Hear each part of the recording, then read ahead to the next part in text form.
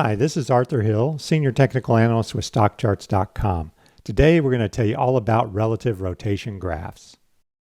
Here are the topics in the timeline for today. First, we'll talk a little bit about Julius de Kempenaar and his blog. We'll show you where you can access relative rotation graphs. Then we will go over the page setup of the RRG web page. We'll look at the two indicators that drive RRG, the RS ratio and RS momentum. We'll show you how the quadrants work on the RRG chart. And finally, we'll go over the RRG ranking table. Created by Julius de Kempenaar. There is a blog here by Julius de Kempenaar, and if you go up to the blogs tab at the top of any web page, you click on that tab, and on the right you have all StockCharts blogs. And if you click on the RRG charts, you can find a little bit about Julius de Kempenaar, creator of RRG, and also read some of his analysis using RRG charts. You can also find detailed information on RRGs in the Chart School. We have a very detailed article there. In the Chart School, you can scroll down to the Indicators and Overlays section and find the article, or you can just go up to the search box, type RRG, and click the search icon. And the first link at the top will be the Chart School article on relative rotation graphs. Accessing RRGs. There are a number of places you can access RRGs. First, I'm on the free charts page, and over on the right-hand side you see charting tools, and there's a link for relative rotation graphs. Also in the middle section, if you scroll down, you will see a link to launch the RRG chart. Furthermore, if you go to your members page, you will see links to access RRG charts in the Control Center under Charting Tools, RRG Charts.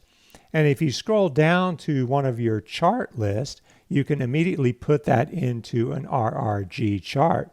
So I click View As, and then I select RRG, and I will see all the charts in that chart list as an RRG chart.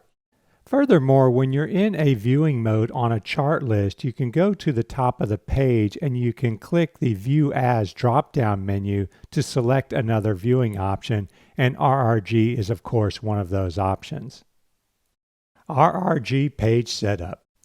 Now note that free users do not have access to all the features available to members of StockCharts.com when using RRG charts. At the top of this chart, you can see the symbol list, and you can add or remove symbols separated by a comma.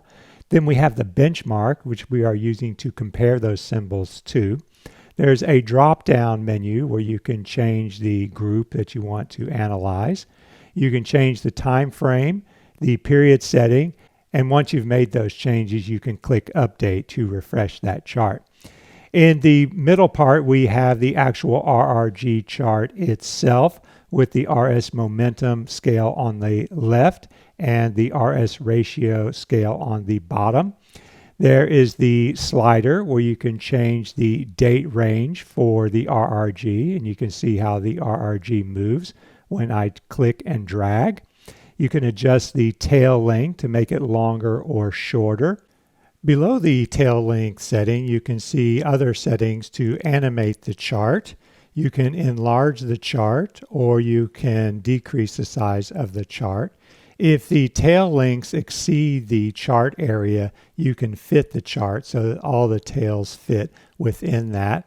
You can also center the chart, and you can also maximize the chart. At the bottom of the page, you have the ranking table that shows the top sectors at the top and the bottom sectors, of course, at the bottom, and the benchmark. There's also a link for further instructions and a permalink if you want to share that chart. RS ratio and RS momentum. The RS ratio is based on the price relative. So I've got a chart here for Caterpillar. There's a bar chart in the top window. In the middle window, I've got the price relative. This is Caterpillar divided by the Dow Jones Industrial Average. It's a relative strength line. And when it rises, that means Caterpillar is outperforming the Dow Jones Industrial Average. The red line in the lower window is the RS ratio, and it fluctuates above and below 100. So when it moves above 100, that means this price relative is rising. When it moves below 100, there's been a little dip in the price relative, and when it moves back above 100, you're seeing relative strength again. This chart shows General Electric, and in the middle we have the price relative, the General Electric Dow ratio, and you can see that this ratio chart is declining. And so the RS ratio moved below 100 in May 2016 and has remained below 100 as this price relative moved lower, relative weakness. The green line is RS momentum, which also fluctuates above and below 100. This indicator measures the momentum of the RS ratio. So it is designed to anticipate upturns or downturns in the RS ratio, just like any other momentum indicator like MACD or rate of change. So you can see the RS momentum indicator started moving up, and then the RS ratio turned up. Similarly, the RS momentum indicator started moving down, and the RS ratio turned down. RRG quadrants. Now let's put it all together to see how this looks on the RRG chart. I've got an RRG for the Dow Industrials, the 30 stocks, and you can see the x-axis is the RS ratio axis with 100 as the line in the middle. So everything to the right of this line has a RS ratio that is above 100. In general, everything to the right is showing relative strength. Everything to the left is showing relative weakness. Then we have the RS momentum indicator on the left with the y-axis, and you can see 100 in the middle. So everything above is showing some improving momentum above 100. Everything below 100 is showing some deteriorating momentum. So when we put it all together, we have 4 quadrants. In the leading quadrant, you have the RS ratio above 100 and RS momentum above 100.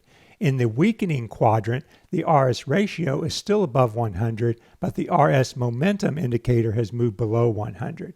Then in the lagging quadrant, you have weakness in momentum and in the RS ratio because both are below 100. And in the improving quadrant, you have RS momentum moving above 100 and RS ratio still below 100. So the idealized rotation would be clockwise, where you go from leading to weakening to lagging to improving. And you can see Caterpillar is in the leading quadrant and General Electric is in the lagging quadrant. RRG tables. Just below the RRG chart, we have a really handy RRG table. And you can see the leaders at the top. All the ones in green are in the leading quadrant, and they are sorted by the tail length. And that means they have moved the furthest on the RRG chart. The blue is the improving quadrant, the yellow would be the weakening quadrant, and the red would be the lagging quadrant. And again, you can see General Electric in the lagging quadrant and Caterpillar in the leading quadrant. You can also sort by clicking the column headings if you want to sort by sector, name, or industry. That concludes this instructional video on RRGs. Thanks very much for tuning in, and be sure to check out our other instructional videos.